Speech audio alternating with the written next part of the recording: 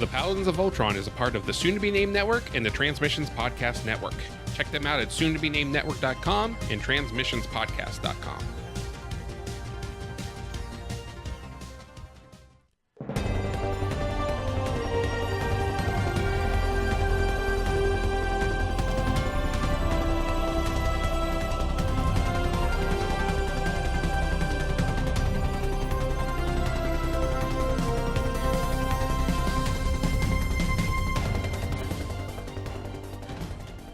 Hello, everyone, and welcome to the Paladins of Voltron, an unofficial podcast about the Netflix original series, Voltron Legendary Defender.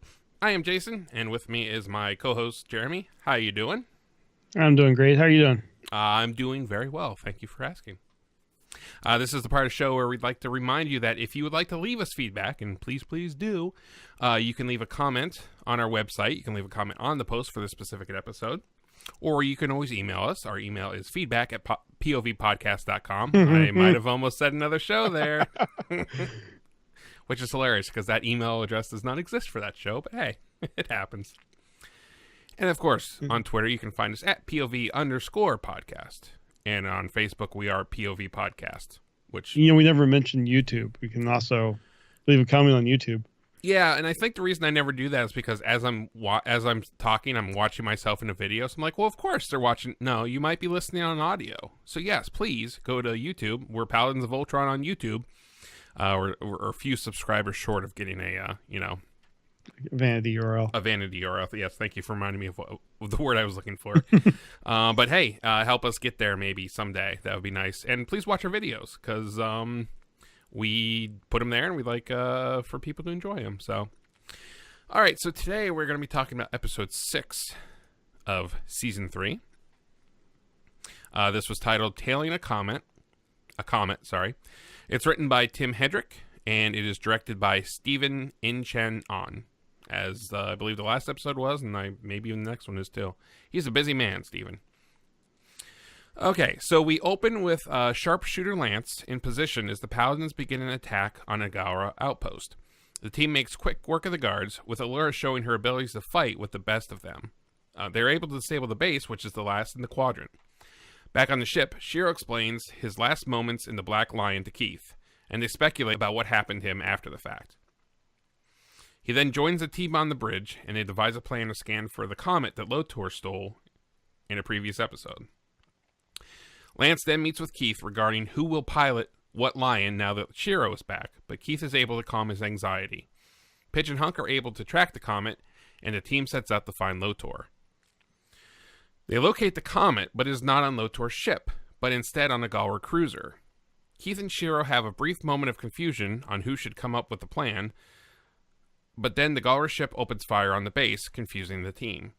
The Lions are dispatched, but the Black Line does not respond to Shiro, so Keith has to lead the mission. On the base, Lotor's generals slice through the base's defenses, while the Paladins search the cruiser. Nardi is able to brainwash the commander, who shuts down the defenses, so that Lotor's team can steal the Teledove that was used to transport Zarkon's ship at the end of last season. On the ship, the Paladins do not locate the Comet, but a ship that was built from the Comet itself. After a quick debate on whether to find Lotor, who we will find out later is not even on the ship, or to stop the ship, the Paladins are confronted by Lotor's generals. After a quick fight, the Paladins retreat, but not before Keith recognizes Axa as the Galra who helped him and Hunk in the belly of the Weblum. Shiro and Karan move the castle to stop the cruiser from escaping, while the Paladins head back to their Lions, but the Comet ship emerges and begins to destroy the castle's defenses. Voltron arrives just in time, but then has to decide to defend against the Comet ship or stop the cruiser. Keith and Shiro fight over the decision, and Keith decides to use the yellow blaster and drop their shield, but then uses Voltron as a decoy to get Axa to destroy the Teledove for them. The Comet ship then departs on the orders of a very upset Lotor, but not before temporarily disabling Voltron. Back on the castle, Shiro and Keith discuss the battle, with Shiro reassuring Keith that he is the leader of the team. While on a Zarkon ship, Lotor watches Hagar torture General Throck, completing his revenge on the insubordinate Galra. So, we had mentioned a little bit about Shiro. Well, we talked a lot about Shiro last episode, and this kind of leads in a little bit to what we were kind of talking about last episode. I think one thing to point out that's pretty important is early on, Shiro says that he has a headache. He says it's a weird headache, and it doesn't seem to go away.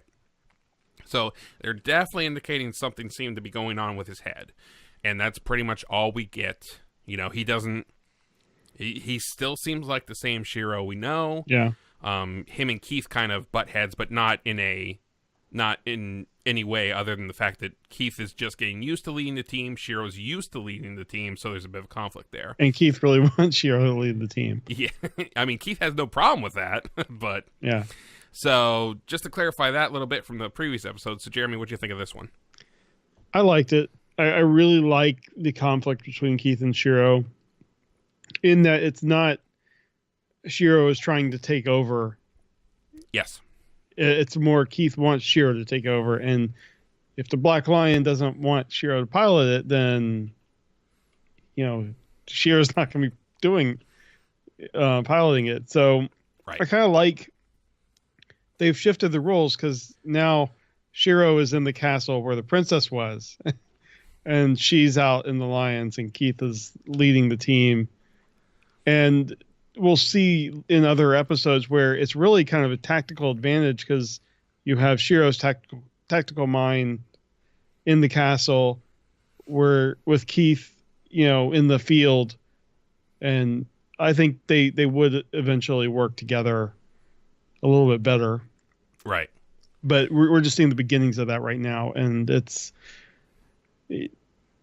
I think they handled that kind of awkwardness really well. Oh, yeah.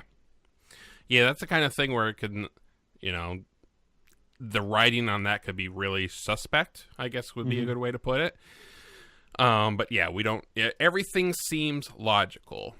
The part where we were kind of speaking to the fact that maybe Shiro's been brainwashed, but Shiro doesn't act any differently. He doesn't act weird or strange.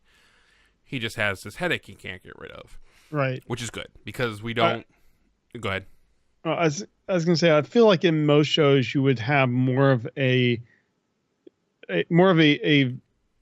conflict on screen, and you would also have scenes with him like sneaking around or something. Yes. And they're really subtle with all this, and I really like that. Yeah.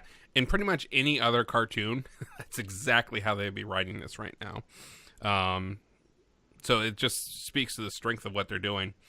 And, you think that Keith, in that moment when you start to think that, hey, maybe Keith is kind of tired of Shiro already, he only does it because he has a plan to use, Voltron as a decoy, which I thought that was great. Yeah. Especially the way they show Keith in the cockpit, and his eyes are closed, and you think for a second, oh, he's accepting the fact that he had to make this decision he didn't want to, and then he jerks the controls and Voltron moves, and I'm like, oh, dang. Yeah. Keith had a plan. So, yeah, just really well written. Also, real quick, I just want to say, if we actually did show titles, your Shiro's in another castle would be a great one.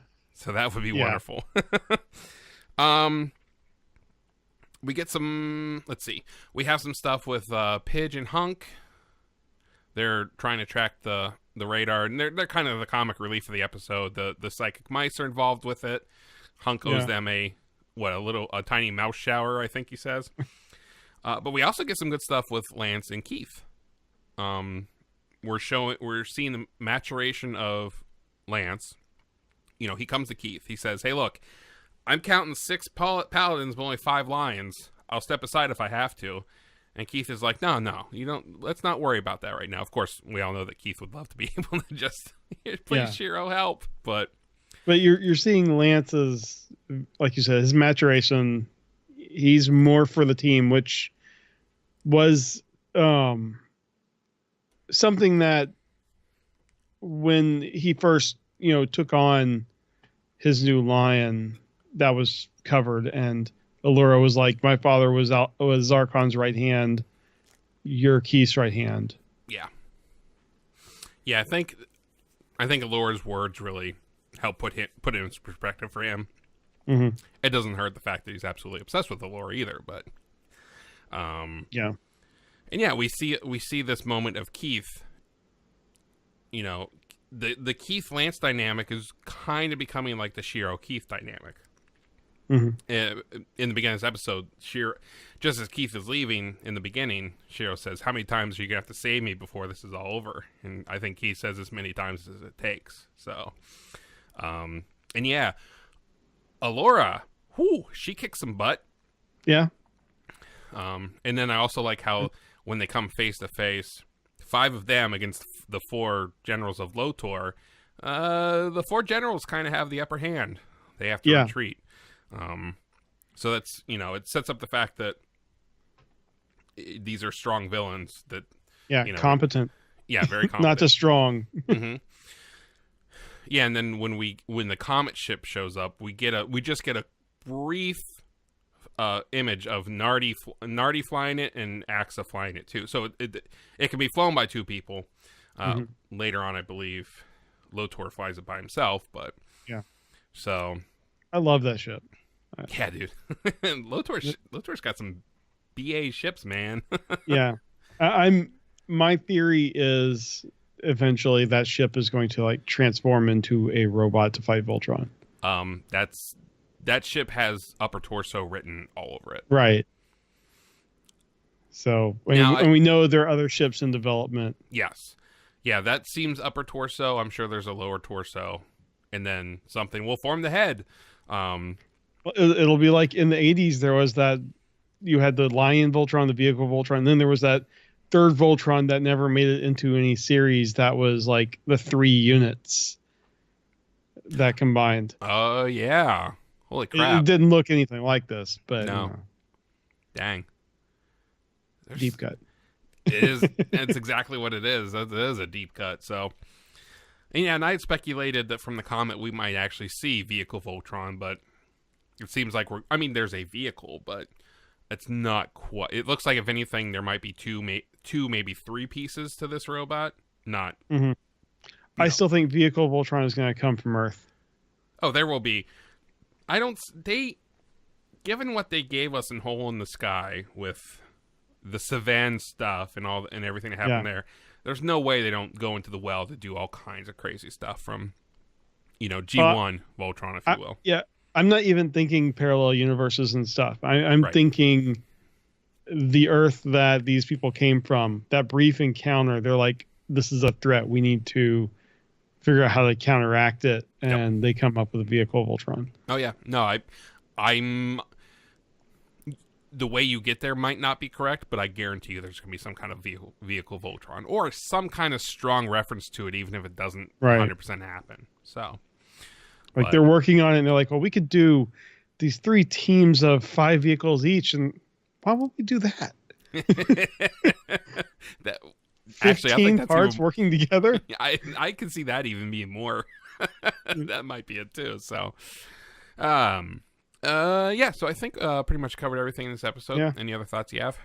No, it was a great follow up to the last one. Yeah.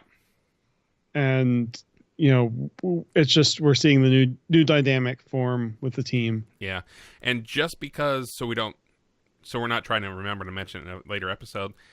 I think this is pretty much the last thing we get from Keith. Any side effects from Keith having been on the Galra ship, at least for the rest of this season.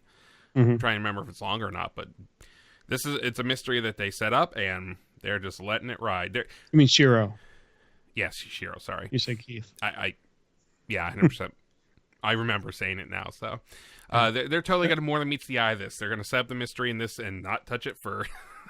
which is fine. They have a big commitment from Netflix for what, 70 something shows. Yeah, 76. I so think. They have plenty of time, and I'm all for the long mysteries. Yes, yeah, 100%. So another thing I just thought of, which we'll get into it more with the next episode, but the original Voltron was Zarkon in black and Alfor in red. Keith, Black Lion got him. He's got Galra blood in him. Wondering if that's gonna come back at some point into the story. Yeah, good. So, all right. So join us next week when we'll talk about the last episode for season 3. Really, I mean, I want to say half of the season, because I think it's safe to say this was supposed to be a full season that they split in 2. Yeah. I have no problem with it. If they want to get the first 7 episodes done and get them out so we can watch them, please just do it. Yeah, Netflix only releases full seasons at a time. Yeah. So it's either, wait a year, or they give us seasons that are really short. I don't want to wait a year, so keep doing this. So, all right. Well, for Jeremy, this is Jason. Don't forget, you can go ahead and give us some feedback. Feedback at povpodcast.com, or check it, or leave comments on the website, or get us on Twitter, pov_podcast.com. All right, everyone. Until next time, we will see you next week.